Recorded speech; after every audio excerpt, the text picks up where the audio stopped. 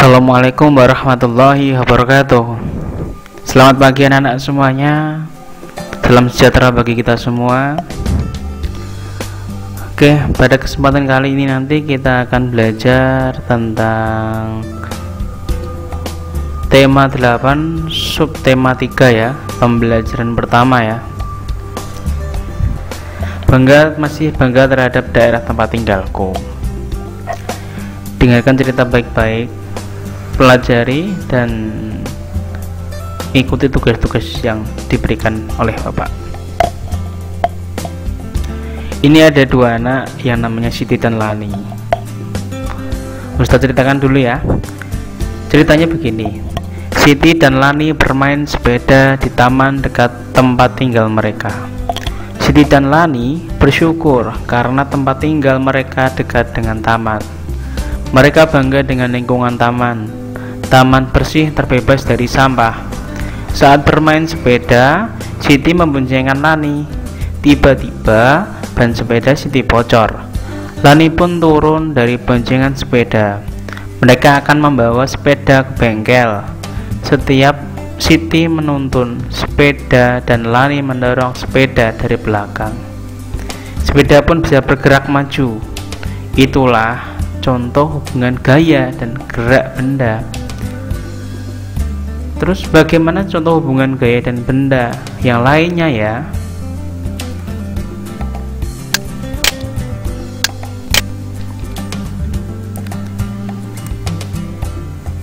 Di jalan, Siti dan Lani mencari bengkel sepeda untuk menambal ban sepeda.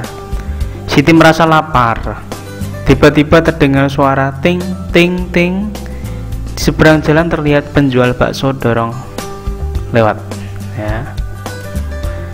Penjual bakso mendorong gerobaknya dan sekali berhenti untuk membunyikan mangkok sebagai tanda bahwa ada bakso. Siti dan Lani sepakat untuk makan bakso dahulu. Kemudian mereka memanggil penjual bakso. Bakso, beli dong 2 mangkok ya. Itu kata Siti. Selesai melayani pesanan bakso, Siti dan Lani, tukang bakso, melanjutkan perjalanannya. Siti dan Lani memperhatikan gerobak bergerak maju karena dorongan tukang bakso. Begitu juga dengan sepeda. Sepeda bergerak maju karena dituntun, didorong dan dikayuh. Itulah yang dilakukan Siti dan Lani tadi ketika bannya itu bocor ya. Mendorong dan mengayuh merupakan gaya yang dapat menyebabkan gerobak dan sepeda bergerak. Berikut lebih lanjut pengetahuan tentang gaya dan gerak. Anak-anak, masih ingatkah kamu dengan pembelajaran di sub 1 dan sub 2 yang membahas tentang gaya dan gerak? Untuk melakukan gaya, kamu perlu tenaga. Bagaimana hubungan gaya dan gerak dalam kehidupan sehari-hari? Terus dalam kehidupan sehari-hari banyak peristiwa yang menunjukkan bahwa ada hubungan antara gaya dan gerak. Berikut beberapa contoh hubungan gaya dan gerak dalam kehidupan sehari-hari.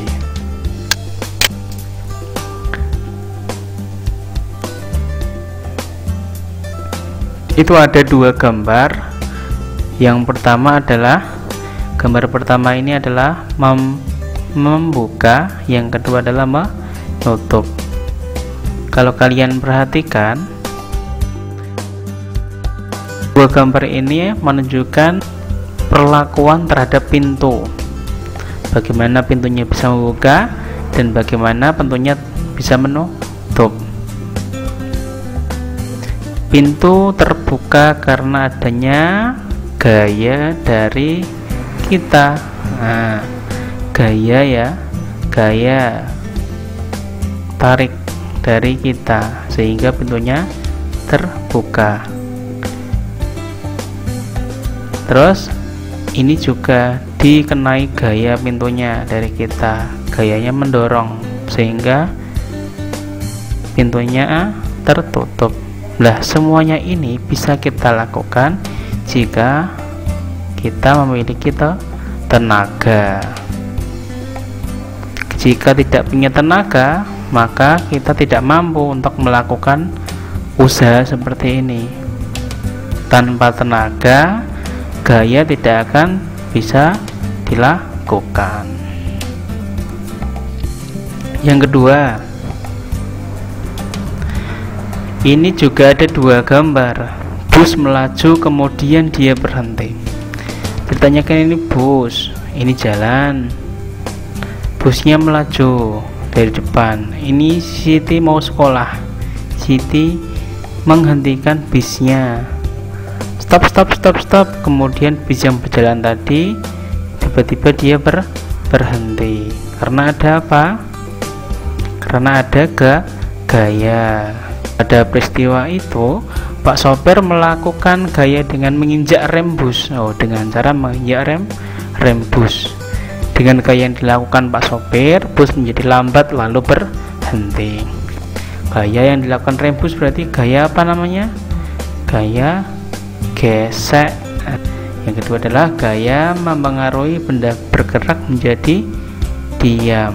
Ini bergerak, ini diam. Kemudian ada 3 gambar lagi nih. Ketiga gambar ini menunjukkan peristiwa perubahan bentuk plastisin. Perubahan bentuk plastisin. Yang pertama, plastisinya masih utuh seperti ini. Yang kedua seperti ini. Yang ketiga seperti ini.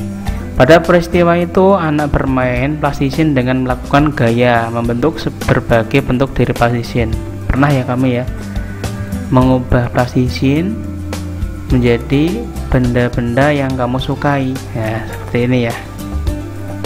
Ini yang ketiga adalah namanya gaya, itu bahwa gaya itu bisa merubah bentuk benda yang awalnya kotak seperti ini menjadi bentuk seperti ini.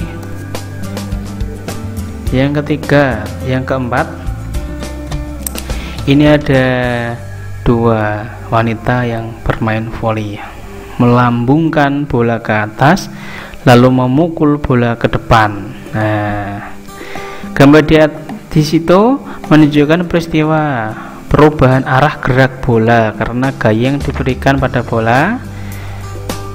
Pada peristiwa itu bola melambung ke atas, kemudian turun, kemudian ditampel, dipukul sehingga bolanya itu ke depan. Berarti arahnya berbeda. Itulah disebutkan dengan gaya mempengaruhi perubahan arah gerak benda. Setelah kalian mendengarkan dan melihat ilustrasi tadi, berarti ada 4 pengaruh gaya ya, sudah dicatat ya. Ini membuat benda diam menjadi bergerak. Yang kedua, gaya itu memperlambat gerakan benda. Yang ketiga, gaya dapat merubah bentuk benda seperti bermain plastisin. Yang keempat, gaya itu dapat merubah arah gerakan benda. Sekarang tugas kalian yang pertama adalah amatilah peristiwa di lingkunganmu yang berkaitan dengan hubungan antara gerak dan gaya dan gerak. Tuliskan hasil pengamatanmu pada form yang nanti Bapak siapkan. Nanti kalian tinggal menuliskan di situ. Paham ya anak-anak? Paham dong? Siti dan Lani sampai di bengkel sepeda. Setelah makan tadi dia sampai ke bengkel sepeda. Sambil menunggu pekerja bengkel menambal ban sepeda, Siti dan Lani bercerita. Saat Siti asyik bercerita, tiba-tiba Lani berteriak sambil menunjuk ke atas. "Ada angsa terbang, cantik ya," kata Lani. Siti menjadi teringat bahwa ia pernah membaca cerita fiksi tentang angsa dan telur emas. Berikut ceritanya. Nah, dengarkan baik-baik ya anak-anak. Angsa dan telur emas. Alkisah, ada seorang petani sederhana memiliki seekor angsa.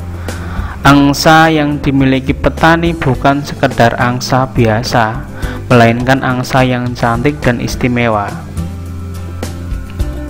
Keistimewaannya adalah angsa milik petani menghasilkan telur emas. Petani senang memiliki angsa istimewa itu karena setiap pagi petani bisa mengambil telur emas di kandang. Petani membawa telur emas dari angsa miliknya ke pasar. Petani menjual telur emas dengan harga tinggi. Dalam waktu singkat, petani berubah menjadi kaya raya. Kekayaan ternyata tidak membuat petani lebih bersyukur dan tetap rendah hati. Sebaliknya, kekayaan membuat petani serakah. Petani menginginkan angsa bisa menghasilkan telur emas lebih banyak lagi dalam waktu singkat.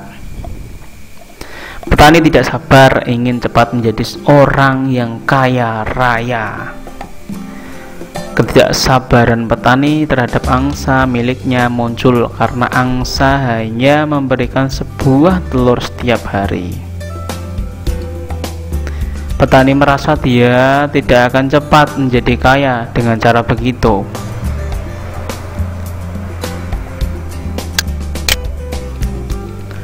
Setiap hari sepulang dari pasar, petani menghitung uangnya. Suatu hari, setelah menghitung uangnya, sebuah gagasan muncul di kepala petani. Petani berpikir bahwa ia akan mendapatkan semua telur emas dalam diri angsa sekaligus dengan cara memotong angsa tersebut. Gagasan petani pun dilaksanakan dalam perut angsa. Angsa istimewanya terlanjur mati dipotong. Hanya penyesalan yang bisa petani rasakan. Keinginan petani menjadi kaya raya semakin jauh dari angan-angannya. Nah, dari cerita di atas tadi ya, yang Ustadz bacakan tadi, kita pasti sudah mendapatkan, bisa mengambil hikmah dari pembelajaran itu. Apa coba anak? Ya benar, kita sebagai manusia harus mensyukuri yang sudah dimiliki. Jangan serakah hanya karena ingin cepat kaya. Sesungguhnya Tuhan sudah mengatur rezeki manusia. Barang siapa yang telah memiliki sesuatu dengan berlimpah, tetapi serakah dan menginginkan yang lebih lagi, akan kehilangan semua yang dimilikinya. Nah, tugas yang kedua, berdasarkan bacaan di atas tadi yang sudah Ustadz bacakan tadi tentang angsa dan telur emas, jawablah pertanyaan-pertanyaan berikut. Nah, nanti pertanyaan ini Ustadz tuliskan di link form ya, sekaligus ya, tugas 1 dan 2 ya. Siapa tokoh dalam cerita di atas, siapa saja, bagaimana sikap yang dimiliki tokoh utama tersebut, bagaimana seharusnya sikap tokoh utama. Tokoh utama kan tahu ya, tokoh yang sering diceritakan dalam sebuah cerita, itu namanya tokoh utama. Yang kelima, apa yang akan kamu lakukan jika menjadi tokoh utama tersebut. Itu ya. Nah, pada dasarnya cerita fiksi adalah cerita rekaan. Isi cerita fiksi dibuat berdasarkan hasil olahan imajinasi atau daya pikir pengarangnya secara artistik dan intens. Cerita fiksi diwarnai oleh kultur, pengalaman batin, filosofi, religiusitas, dan latar belakang pengarang lainnya. Selain itu, cerita fiksi diolah berdasarkan pandangan, tafsiran, kecerdikan, wawasan, dan penilaian pengarang terhadap berbagai peristiwa, baik peristiwa nyata maupun peristiwa hasil rekaan semata. Nah, banyak cerita fiksi yang dapat kamu baca di perpustakaan sekolah maupun secara online ya. Kamu bisa cari di Google. Carilah nanti tugas kalian ya, carilah beberapa cerita fiksi ya, carilah beberapa cerita fiksi, kemudian hasil pencarian kalian tadi tuliskan di form yang Ustadz sediakan. Nanti formnya seperti ini, judul ceritanya apa, tokoh dalam ceritanya bagaimana, sifat tokoh dalam ceritanya bagaimana, inti cerita dari hasil dari diskusi dengan orang tua itu seperti apa ya, inti ceritanya bagaimana. Nanti kalian bisa tuliskan di form yang Ustadz sediakan.